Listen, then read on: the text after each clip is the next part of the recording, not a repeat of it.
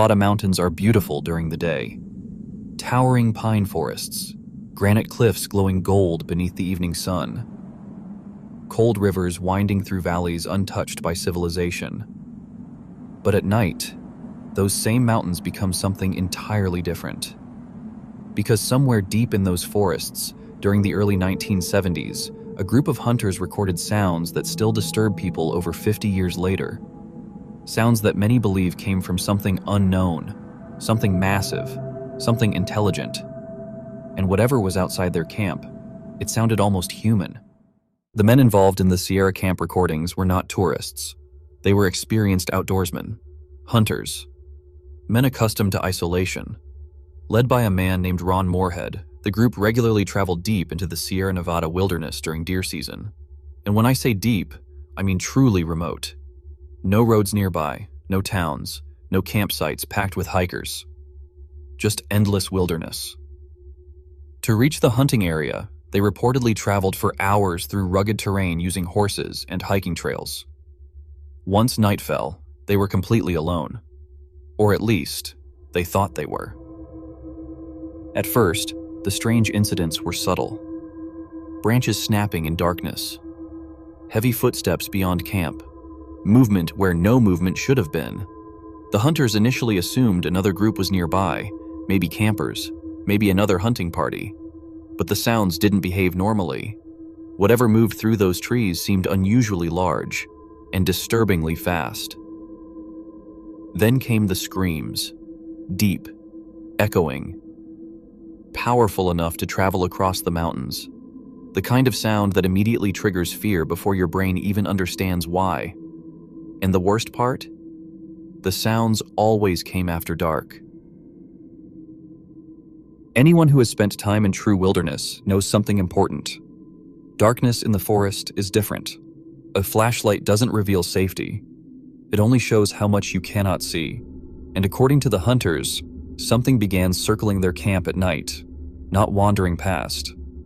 Circling, slow footsteps moving through the trees, two-legged footsteps, heavy, deliberate. Sometimes the men claimed rocks were thrown into camp from the darkness. Other times they heard massive wood knocks echoing through the forest. Crack, then silence, then another crack from somewhere farther away, as if something was communicating in the trees around them.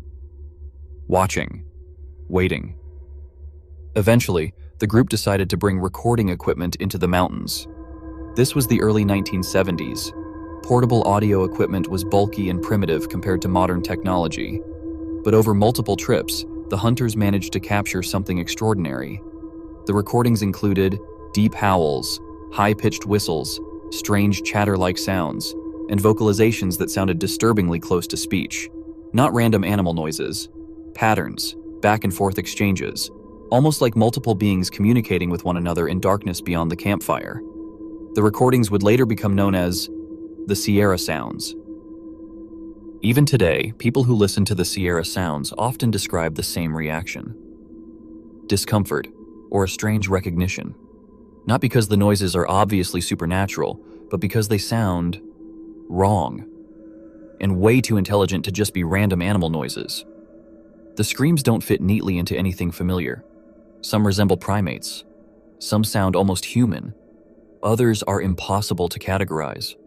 One moment sounds like roaring, the next sounds like conversation. And through the empty silence of the wilderness, the vocalizations become deeply unsettling, because there is no visible source, only darkness and noise. One of the most controversial parts of the Sierra Sound story came years later. A former U.S. Navy cryptologic linguist named Scott Nelson studied the recordings. And according to Nelson, the vocalizations displayed patterns similar to structured language: rhythm, repetition, conversation-like exchanges. He believed the sounds were too complex to be random animal calls. To believers, this was groundbreaking. To skeptics, it was absurd. Critics argued the recordings could simply be hoaxes, misidentified wildlife, or human vocalizations distorted by mountain acoustics.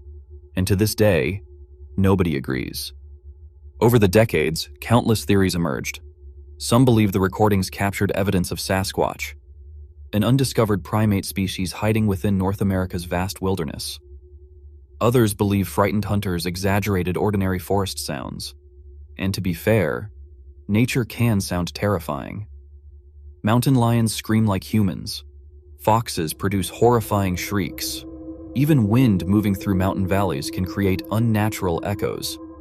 But critics of those explanations point out something important.